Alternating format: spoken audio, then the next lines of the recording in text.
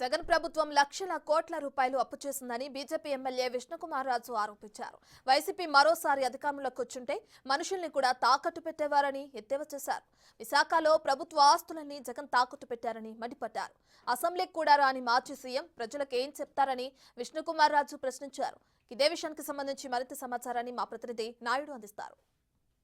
రాష్ట్రంలో కూటమి ప్రభుత్వం అధికారంలోకి వచ్చింది. 2 మంత్స్ గడుస్తున్న అయితే ప్రజల స్పందన ఏ విధంగా ఉందో ప్రస్తుతం అంతా మాట్లాడేందుకు BJP MLA Visakha north Vishnukumar Raju ఉన్నారు. చెప్పండి, ఏ విధంగా చూడొచ్చు ఈరోజు కూటమి ప్రభుత్వం అధికారంలోకి వచ్చింది, ప్రజల స్పందన ఎలా ఉంది సార్?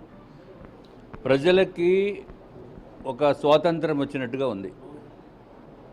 చాలా ఇబ్బందులు పడ్డారు. ఇదివరకు 5 సంవత్సరాల కాలము మాట్లాడితే భయము, వాట్సాప్ పెడితే భయము, ఏదైనా చేస్తే పోలీస్ స్టేషన్ తీసుకెళ్ళిపోవటం, బాధేయటము అట్లా చేశారు. దొంగ కేసులు పెట్టడము.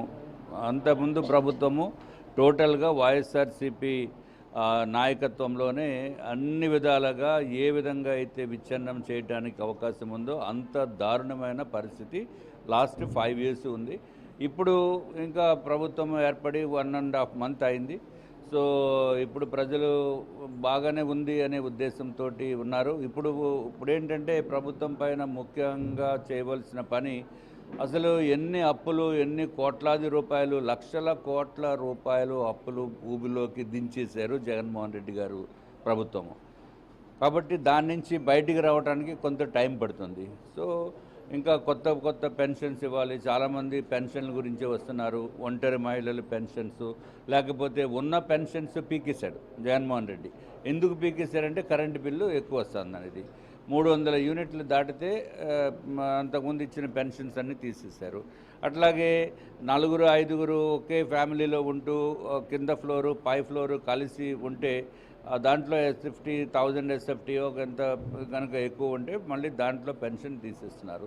అంతేగాని వాస్తవంగా ఏమి వాళ్ళకి జెన్యున్గా ఇవ్వాలా లేదా అనేది అవన్నీ చూడకుండా జరిగిన వలన ప్రజలు పెద్ద ఎత్తున వాళ్ళు రిప్రజెంటేషన్స్ తోటి వస్తున్నారు. తప్పనిసరిగా వారికి న్యాయం జరిగేటట్టు మేము చేయవలసిన బాధ్యత మా పైన ఉంది. సో మేము చేస్తాం. మేము పథకాలు ఇచ్చాము గత గవర్నమెంట్లో, మీరు ఎందుకు ఇవ్వలేదని చెప్పి అప్పుడు 2 నెలల నుంచి మాజీ మంత్రులు అలాగే ఆరోపిస్తున్నారు. అరే వాళ్ళకి ఏముంది, వాళ్ళ మాటల్ని పెద్దగా పట్టించుకోవాల్సిన అవసరం లేదు. వాళ్ళ మాటలకి రిప్లై ఇవ్వడం కూడా వేస్ట్. ఎందుకంటే సర్వనాశనం చేస్తారు. పథకాలు ఇచ్చారంటే మిగిలిన డబ్బులు ఏమైపోయినాయి? 9 లక్షల కోట్ల రూపాయలని ఆంధ్ర రాష్ట్రంలో ఇవాళ అప్పు ఉందంటే, అట్లాగే బయట ఎవరైతే పని చేశారో పని చేసిన వాళ్ళకి డబ్బులు ఇవ్వకుండా, ఎంప్లాయీస్కి డబ్బులు ఇవ్వకుండా, రెండు కలిపితే 1,35,000 కోట్ల రూపాయలు ఇవ్వాల్సిన బాధ్యత ఉంది. ఇప్పుడు ఈ ప్రభుత్వం పైన పడింది. చేసిన పిచ్చి పనులన్నీ మీరు చేసేసి పాత ప్రభుత్వము, కొత్త ప్రభుత్వం ఇంకా ఏర్పడి వాళ్ళు చేసిన అరాచకాలని బయటికి తీయడానికి టైం సరిపోవటం లేదు. కాబట్టి అందుకే వైట్ పేపర్స్ గవర్నమెంట్ మనకి అందరికీ ప్రజలకి తెలిసే విధంగా చెబుతుంది. సో ఇంకా కొంత టైం పడుతుంది. అప్పుడే పథకాలు ఇవ్వట్లేదు అని చెప్పి మాట్లాడే వాళ్ళకి సిగ్గుండాలి. ఈ తాకట్టు పెట్టిన భూములపై అసెంబ్లీలో ప్రజెంటేషన్ వేసి చూపించారు. ఏ విధంగా చూడొచ్చు? వాళ్ళు వైఎస్ఆర్సీపీ ప్రభుత్వం కనుక ఇంకొకసారి అంటే 2024లో కనుక వచ్చి ఉంటే మనుషుల్ని కూడా తాకట్టు పెట్టేద్దుడు. ఎవడు?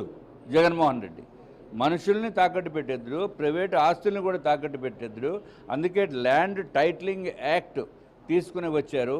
దాన్ని ఎంత దారుణమైన యాక్ట్ అంటే అది నిజంగా కూడా జగన్మోహన్ రెడ్డి గారు మొత్తం సర్వనాశనం చేసేద్దరు. ఇంకా పబ్లిక్ అంతా అన్రెస్ట్ తోటి తయారైపోయిన పరిస్థితి వచ్చి ఉండేది. ఇప్పుడు తప్పనిసరిగా ఆ యాక్ట్ని తీసేశారు. ఆల్రెడీ రిపీల్ చేయటం జరిగింది, దాన్ని క్యాన్సిల్ చేయటం జరిగింది. ఇప్పుడు ఈ ప్రభుత్వము మంచిగా పనులు చేసి ప్రజలకి ఎంతో కొంత ఉపయోగకరంగా ఉండేటట్టు చేస్తుంది. అట్లాగే ఆగస్టు 15 నుంచి మళ్ళీ అన్నా క్యాంటీన్స్, నెక్స్ట్ అసెంబ్లీ సెషన్స్ ముందుగా ఇంకా ఈ పెన్షన్స్ దీనిపైన స్కీమ్స్ ఇవ్వటం జరుగుతుంది.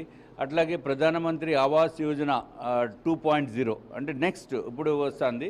దాని ప్రకారము కేంద్ర ప్రభుత్వము ఎవరైతే రాష్ట్రంలో ఉన్న ఇళ్ళుకి నిర్మాణం చేపట్టడం గురించి 2,50,000 రూపాయలు ఇస్తుంది. రాష్ట్ర ప్రభుత్వము 1,50,000 రూపాయలు ఇస్తుంది. మళ్ళీ కేంద్ర ప్రభుత్వము 30,000 రూపాయలు ఏదైతే ఇన్ఫ్రాస్ట్రక్చర్ గురించి ఇవ్వడం జరుగుతుంది. అంటే ఒక్కొక్క ఇంటికి ప్రధానమంత్రి నరేంద్ర మోడీ గారు ఎన్డీఏ ప్రభుత్వము 2,80,000 రూపాయలు ఇస్తుంది. రాష్ట్ర ప్రభుత్వము 1,50,000 ఇస్తుంది. కాబట్టి పెద్ద ఎత్తున నిర్మాణం చేపట్టడం జరుగుతుంది. ఎమ్మెల్యే విష్ణుకుమార్ గారు చెప్తున్నారు, పూర్తిగా అయితే జగన్మోహన్ రెడ్డి అసెంబ్లీకి రావాలని ప్రజలను మోసం చేసినట్టు అవుతుందని చెప్తున్న ప్రశ్న అయితే కూటమి ప్రభుత్వ అధికారులకు వచ్చాక ప్రజలకు అంత ఆనందం వ్యక్తం చేస్తున్నారని అయితే చెప్తున్నారు. కెమెరా పర్సన్ అరుణ్తో నాయుడు, బిగ్ టీవీ విశాఖ నుంచి.